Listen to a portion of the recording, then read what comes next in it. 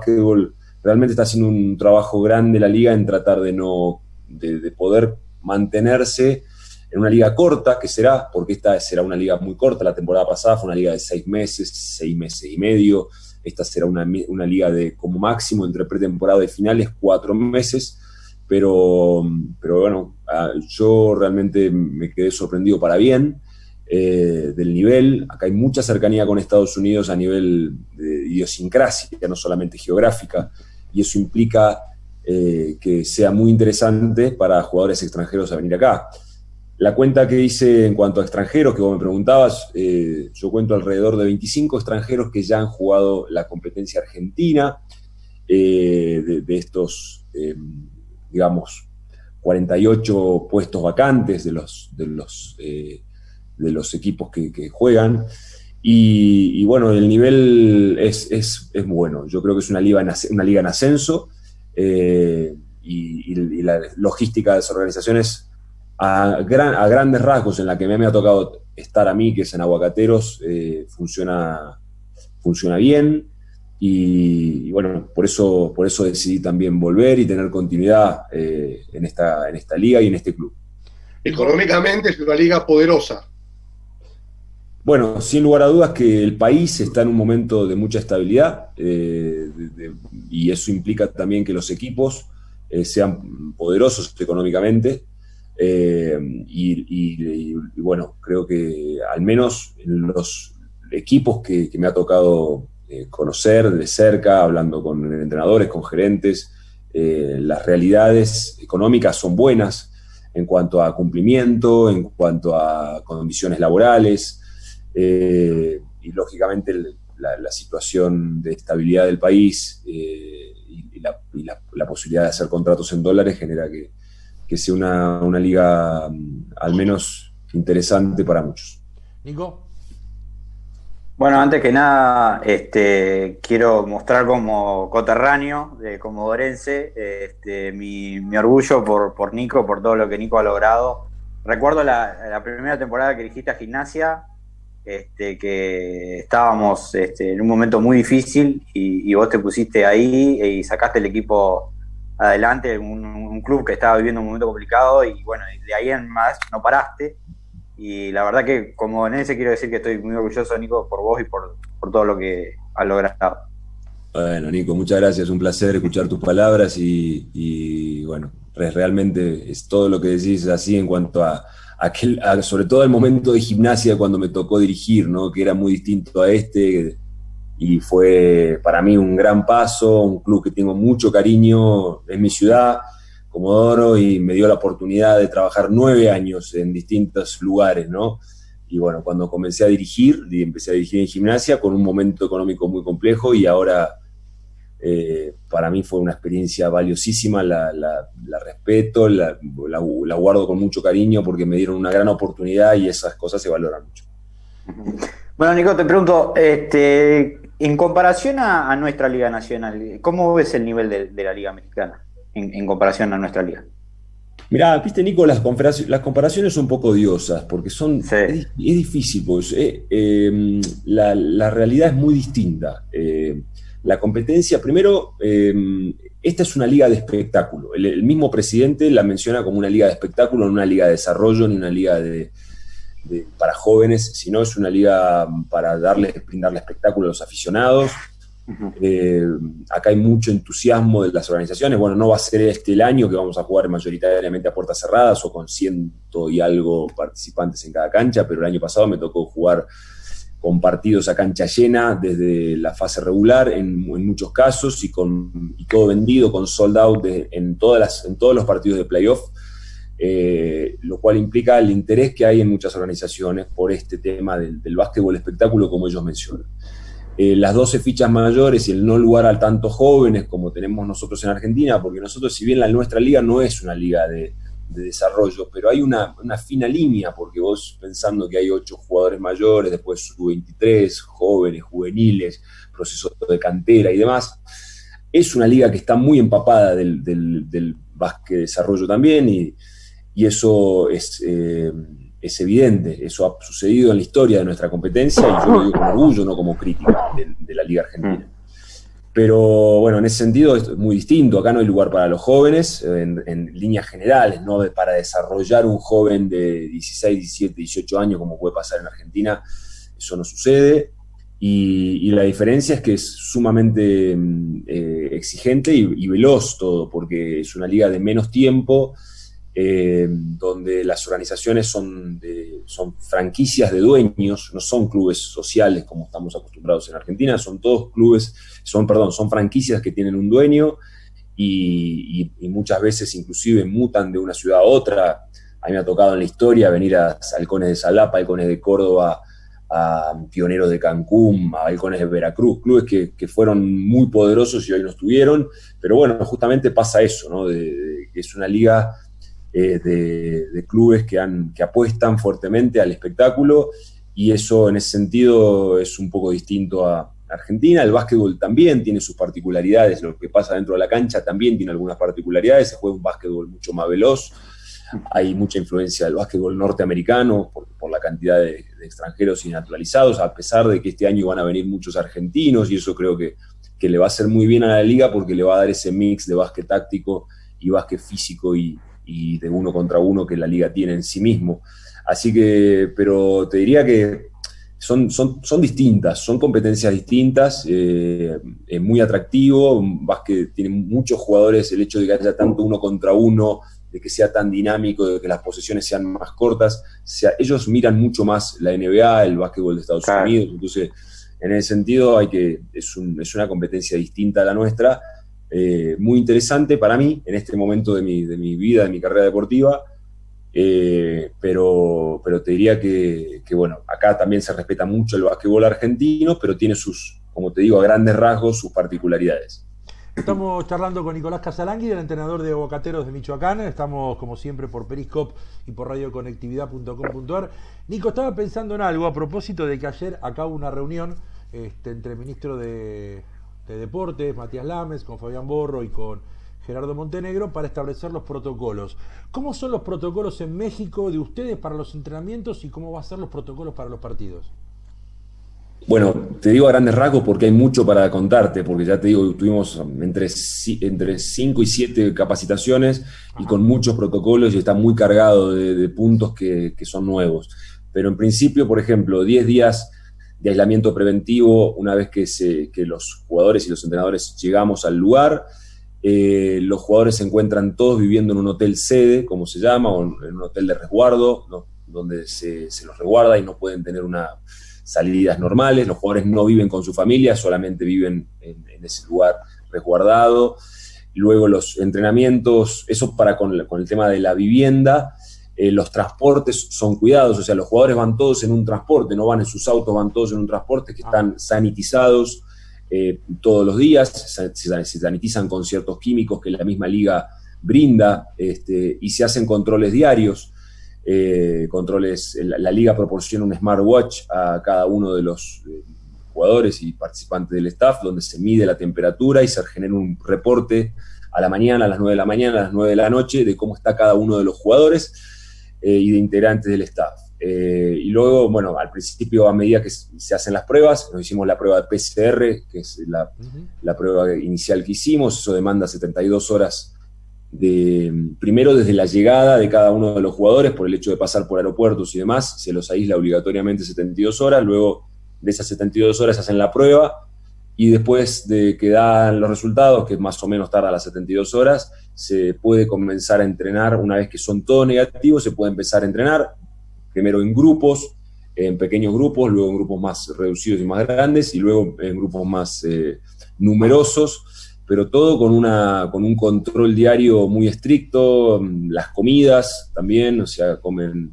una comida que proporciona el hotel para no tener contacto fuera, y bueno, un reglamento tanto de la competencia con cuestiones que tengan que ver con el COVID, inclusive hasta los cambios son particulares. Este año tenemos cambios COVID, como si fuesen los cambios de extranjeros que nosotros estamos acostumbrados en Argentina. Bueno, acá hay cambios COVID este año que son 2, a partir de la fecha 10, tenés 2 cambios COVID para hacer en caso de que algún jugador se enferme, podés hacer cambios también en ese sentido. Entonces, bueno, una línea bastante cantidad de cuestiones que no estábamos acostumbrados. ¿En qué fase están ustedes en el entrenamiento? ¿Perdón? Dentro de esas etapas que marcaste, a nivel entrenamiento, ¿en qué etapa están ustedes? ¿Ya están entrenando todos juntos? ¿5 contra Nosotros 5 después de todavía? haber llegado el 10, de haber empezado el 10 de agosto la pretemporada, llevamos por el segundo entrenamiento colectivo, Ah, bien. digamos, de equipo. Recién empezamos y lógicamente los entrenadores tenemos que entrenar con barbijo, los jugadores pueden entrenar sin barbijo y ya puede haber contactos, pero bueno, con momentos donde antes y después del entrenamiento hay alcohol en gel permanente, se mide la temperatura antes y después, como te decía, y no se le permite acceso a nadie a los recintos donde se trabaja. Pero bueno, nosotros ya estamos haciendo entrenamientos colectivos por esto de haber tenido los negativos y te digo, yo lo repito siempre, la primera batalla hoy es como pensando en la parte estratégica, ¿no? Es no tener contagios, o sea, el COVID y el ser responsables y poder tener un año. Lo ideal sería no tener contagios, aunque sabemos que va a ser muy, muy difícil, pero ojalá que podamos sortear la competencia sin contagio. Eso sería ideal y solamente nos tendríamos que pensar en cuestiones deportivas, pero sabemos que va a ser algo complejo. Ya te paso, Fabi, pero estaba mirando, en el caso de ustedes, vos tenés 2 argentinos, el Faca Piñero y el Titi Cortés. Así es, tenemos 2 argentinos en el equipo. Fabi. Antes estabas hablando vos de la influencia que ellos tienen de NBA, ¿no? En México. Ellos tienen bastante influencia norteamericana en todos los deportes profesionales. El fútbol americano en México es fuertísimo, lo que es el fútbol americano, la NFL, el béisbol, o sea, ellos tienen bastante influencia de lo que es todo el deporte profesional norteamericano. Me gustaría preguntarte, sacarte de todo lo que estábamos hablando y preguntarte lo que cuando la vez pasada hablábamos con Santander, a mí me interesa, vos estuviste en la selección argentina, siendo muy joven, mucho más joven que muchos de los jugadores. ¿Qué viviste o qué significó para vos? ¿Qué vivencias tuviste de haber estado en el proceso en la selección argentina? ¿Qué significó para vos como entrenador? Bueno, mirá, Fabián, fue una etapa muy linda de mi carrera. Primero porque, como bien decís, la verdad es que cuando a mí me convoca Sergio Hernández, yo tenía 29 años, había dirigido, como decía Nico, la primera temporada en Gimnasia de Comodoro y fue todo tan bueno en esa primera etapa en Comodoro que Sergio fue, a mi criterio, siempre lo digo, muy audaz para llevarme de asistente técnico de la selección argentina con la cantidad de grandísimos entrenadores que había en ese entonces. Bueno, y evidentemente él vio en algo en mí y después pude mantenerme y perdurar durante un gran tiempo en distintos procesos con distintos entrenadores, porque después se va Sergio, viene Julio me pide continuidad, después vuelve Sergio y Sergio me pide que continúe, que lo acompañe nuevamente, cuando fue una etapa donde, bueno, yo también ya había cumplido distintos torneos, había estado en mundiales, había estado con menores, había estado dirigiendo la selección. Entonces, realmente para mí fue una etapa hermosa, de mucho aprendizaje principalmente, de aprendizaje en todo aspecto, primero de relacionarse con grandísimos jugadores, con los mejores jugadores del mundo, porque yo estuve en 3 mundiales, en el Juego Olímpico, en Panamericanos, en Sudamericanos, y eso te implica estar en contacto permanente con los mejores jugadores del momento del mundo. Y eso es un aprendizaje y te obliga a estar a la altura de las circunstancias. Eso te exige como entrenador y te mejora. Y lógicamente, el hecho de compartir tanto tiempo con Gonzalo García, con mismo Sergio, con Julio, entrenadores con los que hemos estado, en su momento con Gaby Picato, con muchos entrenadores que hacíamos el staff de la selección. Eso, lógicamente, te implica una mejoría por el lugar de excelencia que imprime la selección. Hoy justamente le comentaba a mis colaboradores que justo también son de la selección de México de acá, y la importancia del lugar de excelencia, ¿no?, que se buscó siempre, y eso a mí me marcó para bien, en el sentido de buscar la mejoría permanente, de capacitarme permanentemente, de viajar a cada torneo que puedo o a cada capacitación que puedo en distintos países, en Estados Unidos, en Europa, y eso, bueno, es también un poco la marca que te deja haber estado tanto tiempo en la selección, y si bien arranqué muy joven, tuve en tantas etapas distintos momentos y convivir con distintos entrenadores y ver participar en distintos torneos me ha hecho, lógicamente, madurar dentro de la selección.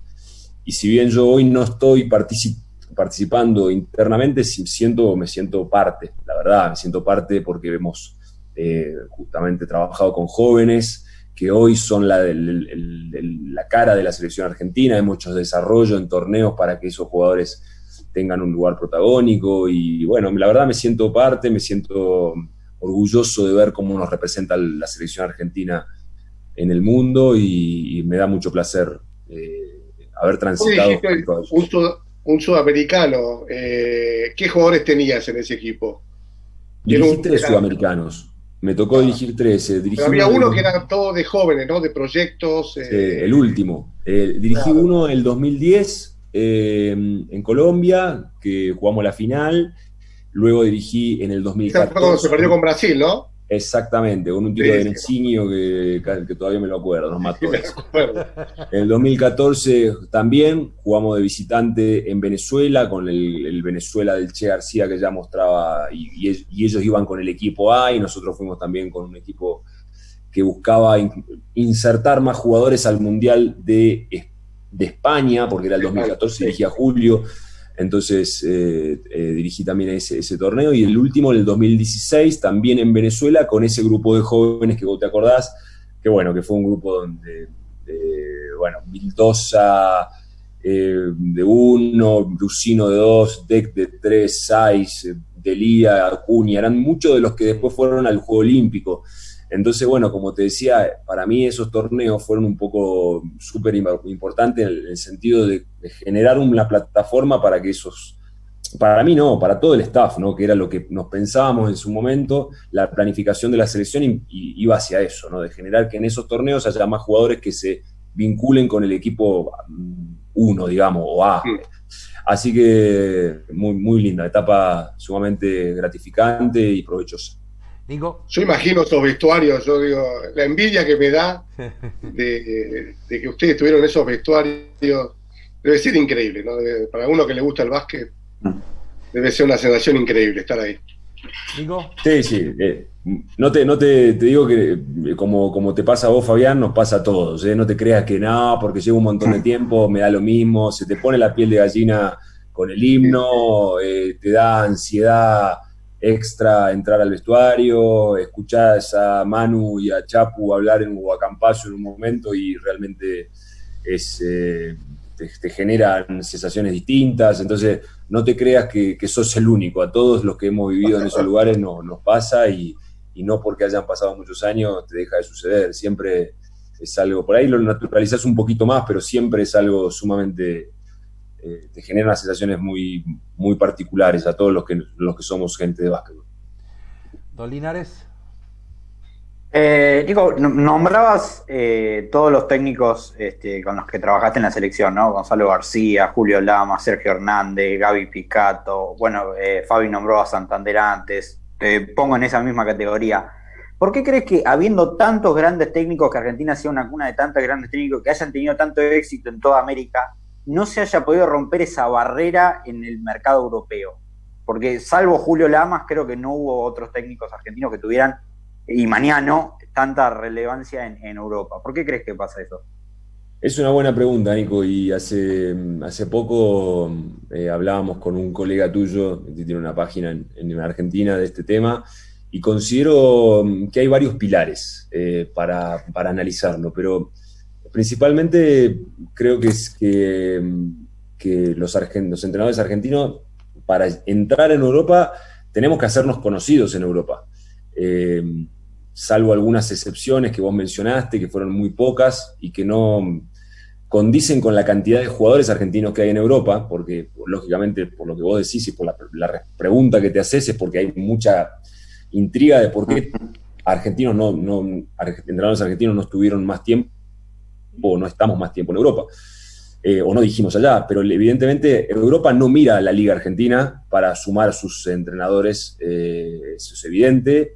La realidad es que el mercado, para ganarte la confianza de un manager o de un gerente deportivo, para conducir un proyecto deportivo los gerentes tienen que confiar, y para confiar tienen que conocerte, entonces para conocerte hay que estar ahí, entonces considero que por ahí no hemos tenido la posibilidad de, en el último tiempo, de caer o de dirigir en torneos que quizá no son todos del primer nivel de Europa, no son todos ACB o Alemania, pero creo que Europa en las primeras ligas no mira al mercado argentino principalmente, no confían en el mercado argentino, ese es el principal motivo. Los gerentes deportivos, yo inclusive tengo gerentes deportivos, amigos que trabajan en distintos equipos de Europa y lógicamente su confianza radica más en entrenadores que están en la zona, que consideran que conocen más a los jugadores, lógicamente, y que conocen las estrategias, los estilos de juego de los equipos. Entonces yo creo que la confianza no la tenemos en esos mercados, y para lograrla, que podría ser la repregunta, habría que empezar o intentar acceder a esos mercados, aunque no sean en las primeras ligas o equipos que participen en Euroliga o en ACB, sino en ligas secundarias, quizá como para empezar a conocerlo el medio y afianzarse. Pero sí, es algo particular, y creo que el entrenador argentino está muy bien visto en el mundo, por eso hubo tantos entrenadores argentinos en el Mundial, que dirigieron distintos equipos, pero es como que nos está faltando ese paso para entrar al mejor nivel, y creo que pasa por una cuestión de entrar y de sostenerse y generar huella, ¿no? Porque como en cualquier liga, cuando uno entra y hace un gran trabajo, por ejemplo el Che García hizo un grandísimo trabajo en Fuenlabrada, eso abre las expectativas de otros gerentes, de otros directores deportivos. Entonces ojalá que pronto podamos ingresar en más cantidad a esos mercados. ¿Vos sabés que yo creo que falta uno o dos que tengan un relativo éxito de alguna manera para que sea la puerta de entrada al resto, me parece a mí.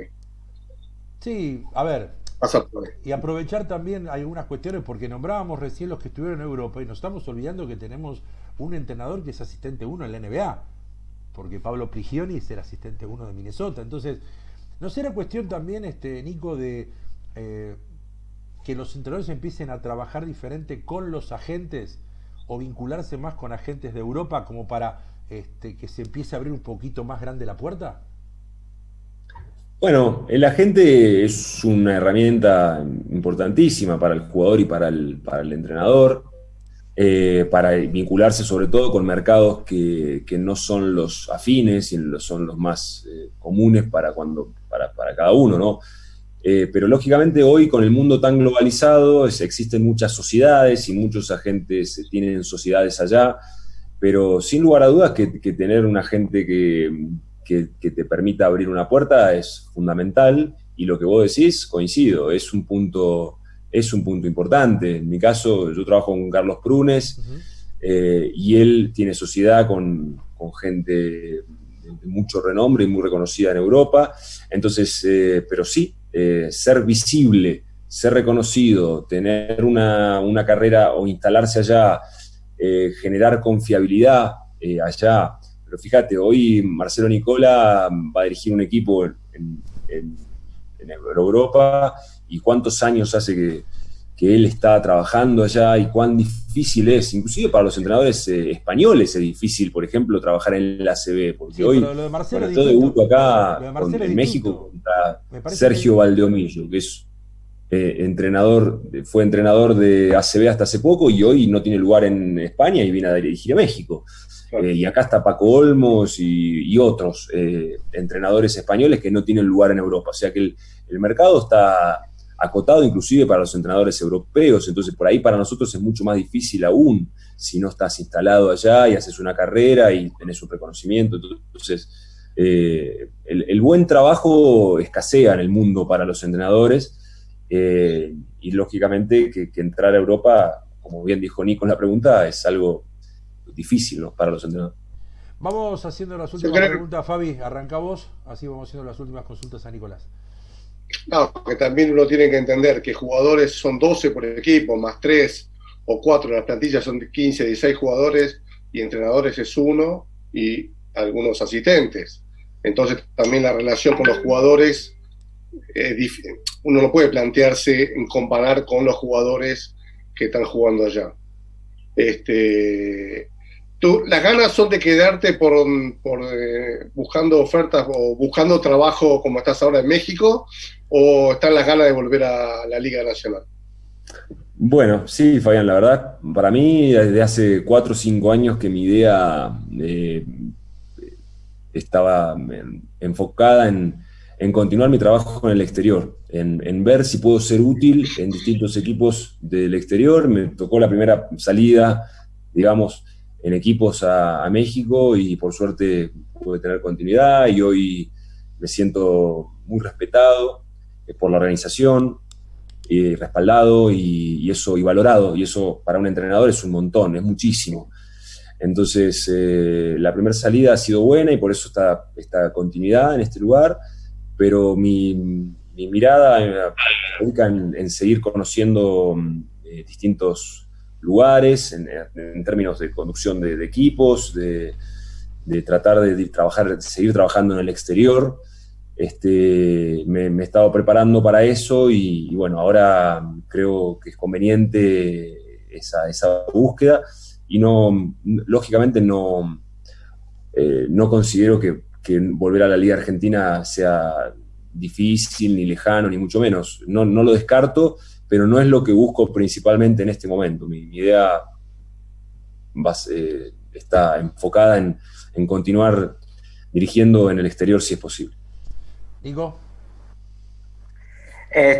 Nico, hace un par de semanas hablábamos con Juan Pablo Luque y le comentaba acerca de 2 situaciones que se han vivido muy similares en Gimnasia. Una es la tuya y ahora la de Martín Villagrán. ¿Por qué crees que Gimnasia se ha convertido en una cuna de entrenadores, ¿no? Con esos casos, ¿no? Con el caso de Martín y el caso tuyo. Bueno, en principio porque Gimnasia es una escuela de básquetbol. Yo lo considero como una escuela de básquetbol para los entrenadores, porque siempre desde hace mucho tiempo, ya en el año 94, Gimnasia llegó a León Nagnude. Lo tuvo a Enrique Tolcacher, cuando Enrique Tolcacher trabajaba en la selección y fue campeón olímpico en Grecia. Lo tuvo a Fernando Duró durante muchísimos años y Fernando Duró hoy en día es uno de los mejores entrenadores de América y uno de sus mejores pasos fue en Gimnasia de Comodoro en la Liga Argentina. Lo tuvo a Gonzalo García, que es un enorme entrenador y bueno, evidentemente Gimnasia ha siempre invertido en tener los mejores entrenadores posibles. Y yo creo que eso, a los que entendimos que esa era una oportunidad de aprendizaje, en mi caso, yo llego a Gimnasia con Enrique Tolcacher y luego se va y Fernando Duró me pide que sea asistente de él y estuve con él 3 años y eso evidentemente para mí generó algún aprendizaje. Entonces para mí fue una escuela. Y para Martín Villagrán también fue una escuela, porque lógicamente él pudo hacer las distintas categorías en la misma organización y ver a grandes entrenadores trabajar, como Gonzalo, y luego, por sobre todas las cosas, Gimnasia cree en esto de la identidad, de darle a los entrenadores y a la gente de la casa una oportunidad.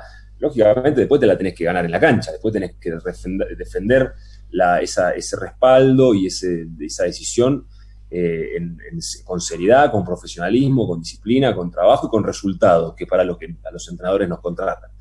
Pero me parece que Gimnasia reúne muchas cuestiones que tienen que ver con esta identidad, con darle al entrenador un valor muy importante a la hora del armado de los proyectos, y por eso me parece que Gimnasia siempre es un buen lugar como para arrancar para los entrenadores. Fíjate la cantidad inclusive hasta Eduardo Peso fue entrenador de Gimnasia siendo comodorense. Entonces me parece que es un lugar que genera oportunidades, que brinda un desarrollo cuasi escolar, digamos, porque te permite un desarrollo muy lineal, y en el caso de Martín, en el caso mío, ha sido muy parecido, de pasar desde el mini básquet a dirigir la Liga Nacional. Entonces, y a mí me da mucha satisfacción que así sea, porque eso habla mucho de la identidad. Vos cuando estás identificado con un lugar das un plus, eso no hay duda. Cuando tenés identidad y cuando querés a un lugar das un plus, aparte de lo profesional y lo que quieras hacer como persona profesional. Después, cuando querés un lugar y tenés una cuestión de sentimientos, digamos, das un plus, y me parece que Martín está haciendo un carrerón, pero muy respaldado por los dirigentes que han entendido que él era capaz. Así que por todo eso creo que Gimnasia es una buena escuela para los entrenadores. Nico, queremos agradecerte la gentileza de la charla con nosotros, desearte lo mejor. Espero que la liga para ustedes se termine en diciembre, que es cuando son los playoffs.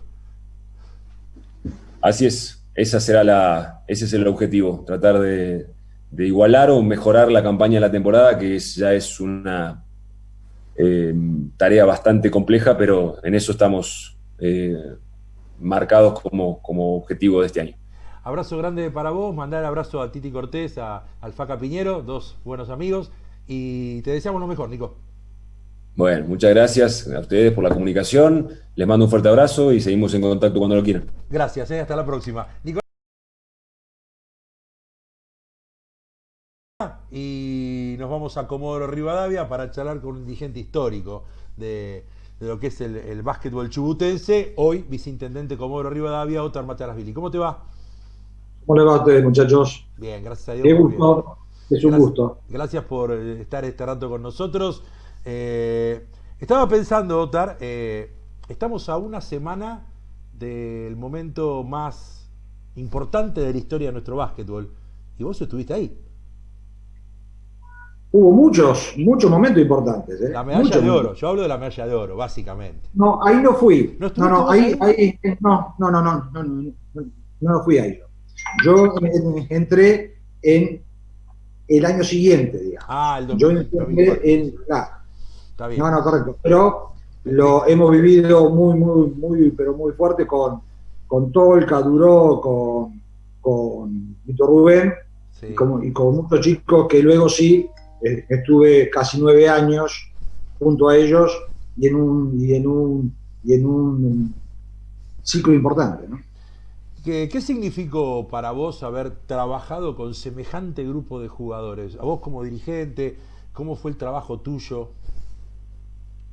A ver, lo que te deja eso es que la organización es lo más importante para poder lograr cosas como estas.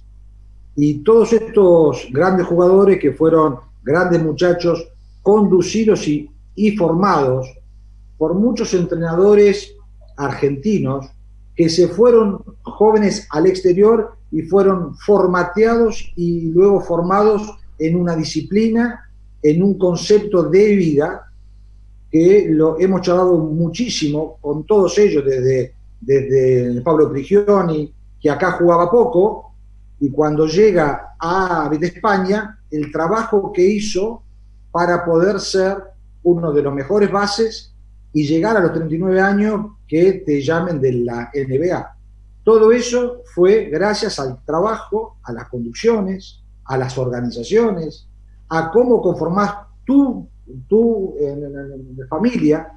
O sea, Pablo era uno que dormía la siesta, donde su mujer preparaba todo para que él tenga los tiempos para entrenar en fase positiva y en fase negativa, digamos, en cuales en los tiempos muertos tenía que descansar bien, que comer bien. Entonces todo eso a un argentino llegó a una organización que lo hicieron cumplir con normas. Entonces todo su talento lo pudo poner en valor para su organización y para él mismo. Y si vos ves cada jugador que estuvo en esta gran década dorada, pasaron por esos momentos. Luifa, que se fue joven, de un club como Ferro, estaba en Ciudad, se fue a Ferro y de Ferro pasa a una organización donde lo formatearon, y hoy ustedes hablan con Luis y es una persona que da gusto escucharlo, que da gusto verlo jugar y cómo transmitió toda esa experiencia a todos. a los entrenadores, a los dirigentes, y los dirigentes que no supieron tomar toda experiencia fueron los que dieron pasos en falso. Y yo sinceramente doy gracias a poder haber estado con todos ellos y con una organización que sería largo, que hace al básquet argentino, cómo se fue cambiando y transformando, y en algunas cosas hubo evoluciones y en otras hubo involuciones. Nico. ¿Qué aportaron jugadores como Luis, como Manu, como el Chapu, especialmente en la etapa NBA, cuando ellos estaban en la NBA, ¿no?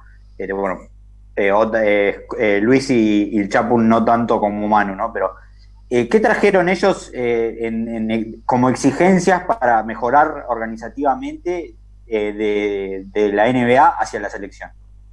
O sea, primero es cómo se encaraba cada plan de acción, desde que ellos terminaban, desde que ellos se adaptaban un mes antes solos y cómo venían a entrenar y cómo ellos te daban su visión de cómo organizar para que la cosa funcione mejor. Y como ellos siempre tomaron estas etapas como si fuese un viaje de fin de curso, porque se juntaban ellos, que venían de todos lados, y era un pack que se fijaban sus reglas, sus normas, y las hacían cumplir. El jugador que llegaba tarde a un entrenamiento tenía una multa. El jugador que le daban un técnico tenía una multa.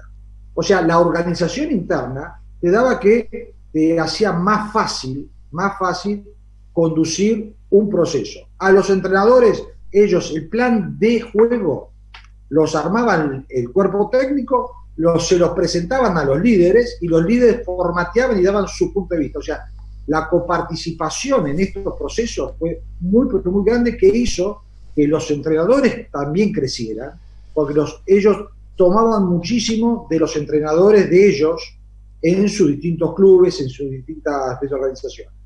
Y Argentina siempre fue un país pobre, porque el premio que tenían los jugadores nuestros, yo creo que eran de los anteúltimos de los equipos internacionales a donde iban a jugar. El premio por salir terceros mundiales, ponele España, Francia, Italia, y eran más o menos de $200.000 per cápita. Los nuestros no llegaban a $5.000. Y los nuestros jugaban y ponían. Y eso sí, que muchos entrenadores, y hay libros puestos, tomaron la visión de lo que era el equipo argentino, la mística, tenían una pertenencia por su país, por su camiseta y por su grupo humano, que no lo tenía ninguno. Hay técnicos que han puesto, ustedes lo deben haber visto, donde Estados Unidos, y no nos pasó a mí yendo para Londres, hicimos una gira y paramos en España y jugamos contra Estados Unidos. Nosotros, el cuerpo técnico, los médicos, todos, éramos 22, 23 personas. Ellos venían con un avión completo, con entrenadores de lanzamiento por cada uno, con los preparados, o sea, con todo eso. Pero cuando salimos a la cancha, en ese partido previo, y los jugadores con su mística cantaban y se arengaban, te digo que te ponía la piel de pollo. Y los de Estados Unidos nos miraban y se miraban ellos y decían, che, esto no es joda. Entonces, eso que Piseski en su libro te dice que ellos aprendieron el básquet FIBA viendo a Argentina y viendo cómo el argentino entrenaba, porque muchos por ahí no lo saben, pero en la primera etapa, cuando estaba Luisfa y todos íbamos a los torneos mundiales, antes de ir a Turquía, entrenamos en el Casanova. El Casanova, los vestuarios estaban, no son los de hoy, no tenían calefacción. Sí. Manu, que no iba, estaba sentado en la tribuna con un gorro de lana hasta acá, haciéndole el aguante al equipo entrenando.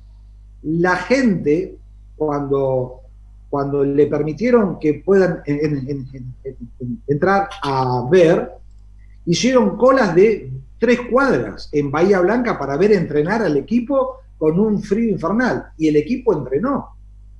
En otros momentos, en otras cosas, vos no tenés ni a Brasil, ni a España, nada que puedan pensar que entrenan así para ir a jugar un torneo mundial. Y nuestros jugadores hicieron. Y eso te enseña que en las condiciones más adversas de entrenamiento, ellos los superaban con el grupo humano.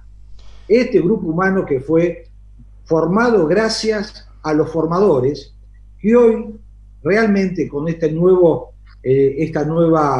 era, cada vez hay menos formadores de jugadores con valores, con empatía, con sacrificios. No hay muchos. Permitime leer algo, Otar, estamos hablando con Otar Macharashvili. Recuerdo que en Beijing, España, había vencido a Lituania y nosotros debíamos enfrentar en la otra semifinal a Argentina. Estábamos por entrar al campo en el túnel donde el público no te ve y unos metros atrás estaban los argentinos, bailando, abrazados, alentándose. Yo iba con Mike D'Antoni, uno de mis asistentes, y al ver eso le dije, Mike, olvídate del scouting que hicimos, es a esto a lo que debemos vencer. ¿Te acordás de esa famosa frase, no, de Coach K? Bueno, pero esa frase, ese entrenador al cual tuve el gusto de ver, escuchar y de estar, él hizo un cuadro y se lo ponía en el vestuario a todas las selecciones de Estados Unidos y les contaba la historia y les hacía ver de que eso era a lo que debían llegar. Entonces, para afuera somos mucho más reconocidos que para adentro. Bueno, eso es en Ustedes general, por eso, hace un rato estaban ustedes con un técnico al cual yo quiero muchísimo, Nico Casalánguida, el cual se formó en un club como Gimnasia, que siendo asistente, tercer asistente, él vendió su R12 y se fue a España, a Italia, a aprender básquet y dormía abajo de las tribunas. Entonces, hoy cuando él está dirigiendo en el exterior, todo eso fue por el sacrificio que hizo. Entonces, todo eso ¿por qué? Porque tuvo antes entrenadores y formadores, ¿sí?, que hicieron que tenga ese fuego, y por eso fue elegido uno de los mejores entrenadores acá y estuvo en el cuerpo técnico de esta generación también. Fabi. Mucho gusto hablar con vos. ¿Qué tal? ¿Qué tal? Quería preguntarte, vos tuviste el placer, me imagino, y el lujo de trabajar al lado de alguien como Horacio Muratore. Sí. Y después lo que Horacio fue a nivel mundial. ¿Qué se le puede contar a la gente de lo que es un dirigente como Muratore? A ver, en esto, el país, como estábamos ahora charlando, reconoce más a los dirigentes afuera que acá adentro. Si uno va y dice en el básquetbol argentino cuál es el dirigente, y vos podés decir Mancini en su momento, en Obras, Ferro tuvo grandes dirigentes, pero hacia el mundo, Horacio hizo un trabajo donde unificó criterios en Sudamérica, fue uno de los líderes del básquetbol en América, en FIBA América, y después estuvo en FIBA Mundial, donde es una organización donde el que maneja es el CEO, ¿sí?, pero en el ámbito federativo era la persona que tenía la inteligencia para unificar y para conseguir cosas de representatividad para América. Sinceramente, y para Argentina fue uno de los dirigentes más importantes, que era el que no permitía, y no por imposición, sino por el trabajo social, que las federaciones estén todas unidas, que aunque haya distintas posiciones, siempre se lograba que haya una lista de unidad y el criterio federal. Es muy difícil en los tiempos de lo que es hoy, es tener esa misma mirada. Estoy viendo yo que hoy Horacio está colaborando con CAP, está colaborando porque están en una transformación que, por lo que tengo entendido, FIBA quiere hacer una modificación en sus socias, que son las federaciones nacionales, y donde las federaciones nacionales estarían sacando el tema de las asociaciones. Entonces, en eso Horacio está viendo cómo puede lidiar, pero en la organización en sí fue el que posicionó a Argentina en una década importante, con jugadores importantes y con entrenadores. Tuvimos dirigentes a la altura de esta generación. Nico.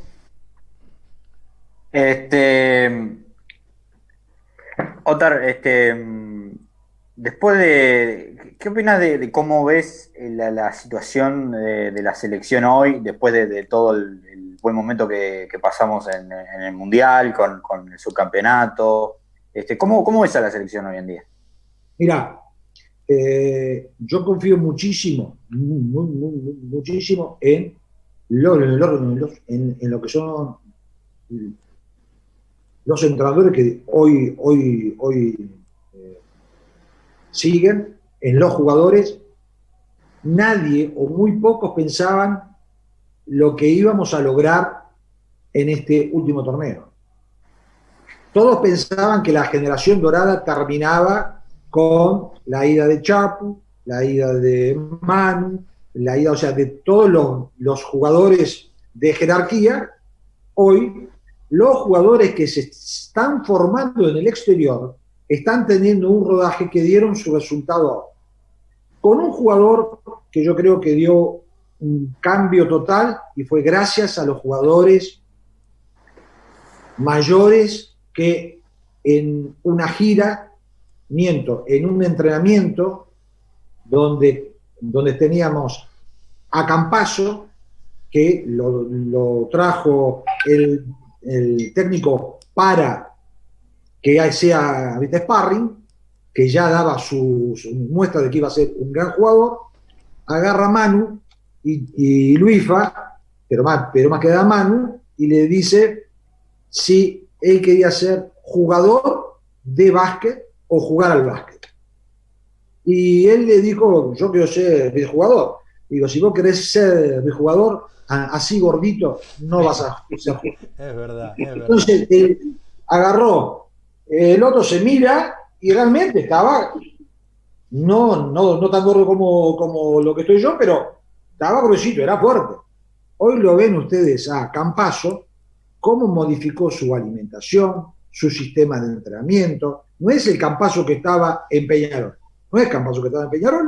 es el Campazzo que está en el Real Madrid, en uno de los mejores clubes del mundo, y con un paso a la NBA. Todo eso, ¿por qué? Porque una organización le cambiaron la cabeza y la forma. Entonces la potencialidad es eso. Hoy el plantel que está se basa mucho en un jugador como Luis Scola. La cabeza de Luis Scola, que le dijo a Sergio en Formosa, le dijo, este equipo puede llegar a las semifinales. No lo creía ni Sergio, ni yo.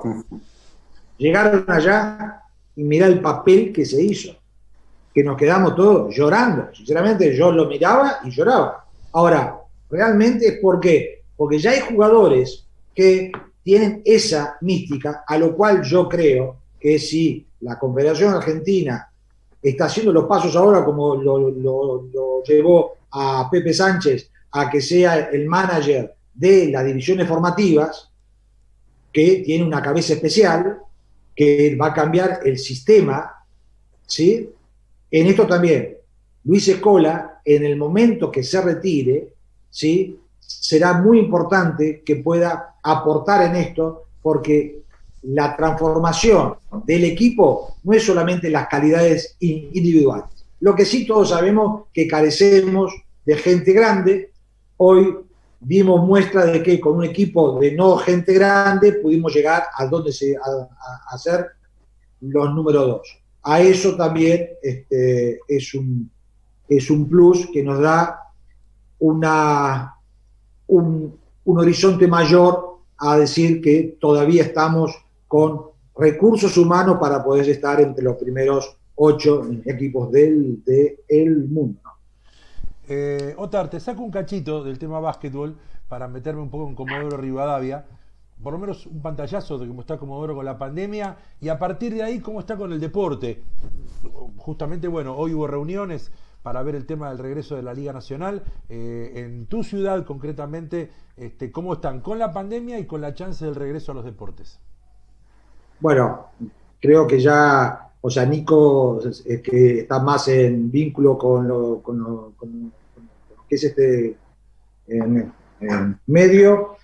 Estamos acá en un momento bastante complicado, donde hemos tenido varios casos positivos, donde veníamos con 4, 5 y nos estamos yendo a 11, 12 por día, donde tenemos que ajustar más y que la conciencia social haga de que nos cuidemos mucho más.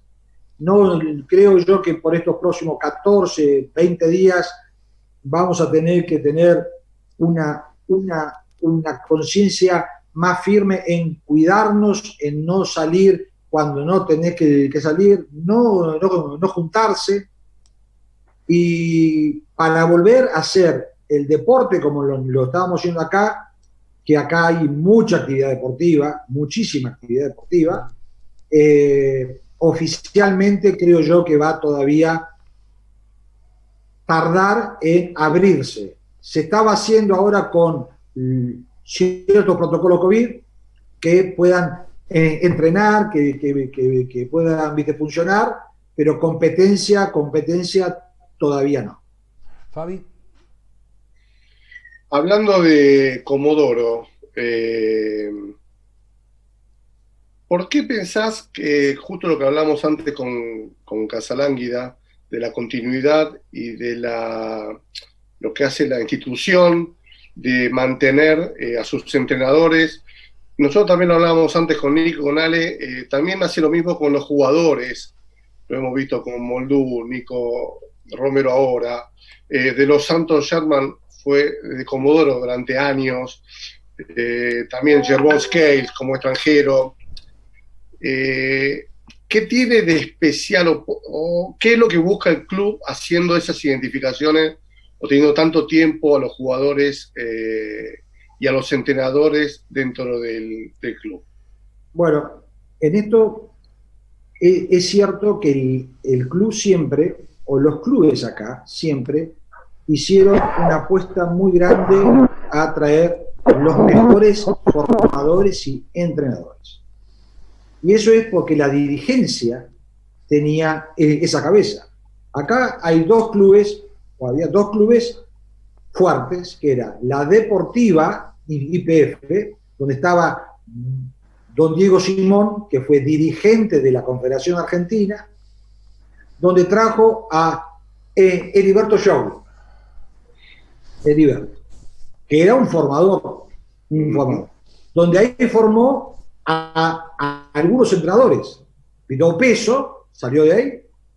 Gimnasia, con la dirigencia, que empezó con la Liga Nacional y todo lo demás, ellos apostaron siempre a el máximo, que fue Leon Nagnudel, que después trajo a Tolkachier, que después vino Duró. O sea, Tolkachier, la dirigencia, el dirigente que fue Mario Rodrigo, él invirtió en Tolkachier, pero no solamente para el club.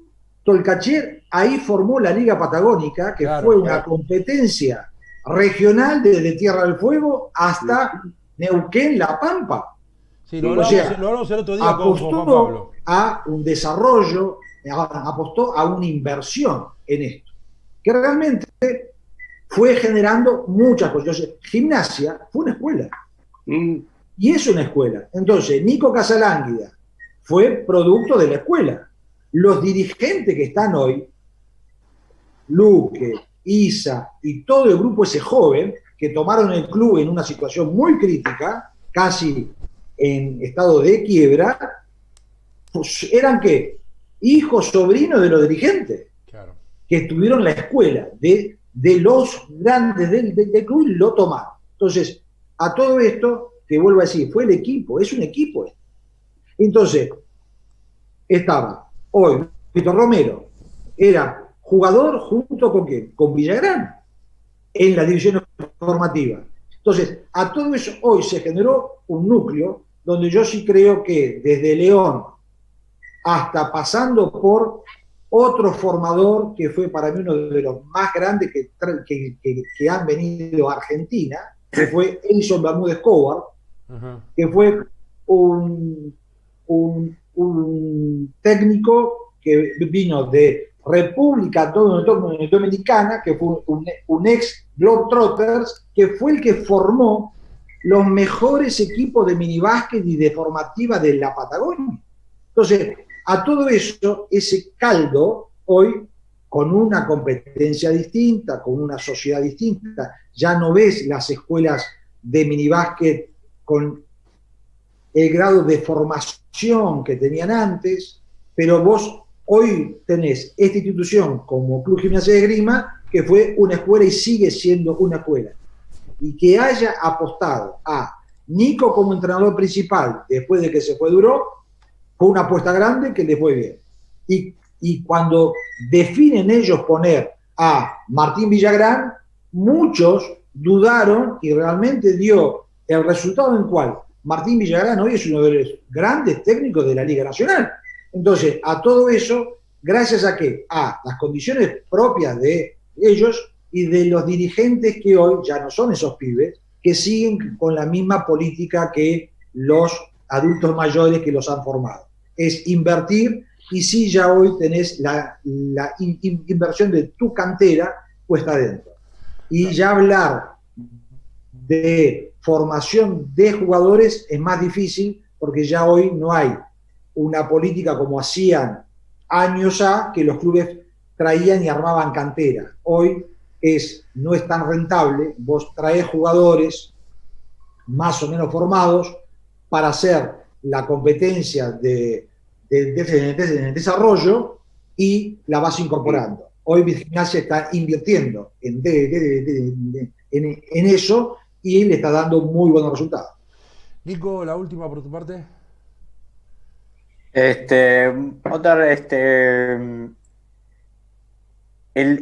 ¿Cómo ves el futuro próximo ahora de la liga, teniendo en cuenta todo lo que está pasando, ¿no? Con la pandemia, al respecto de eso? ¿Cómo lo ves el futuro próximo? Yo la veo a la liga no de ahora, la veo en una situación de crisis, de cambio. Yo creo que esta Liga Nacional no da para tantos equipos, para tener un nivel importante.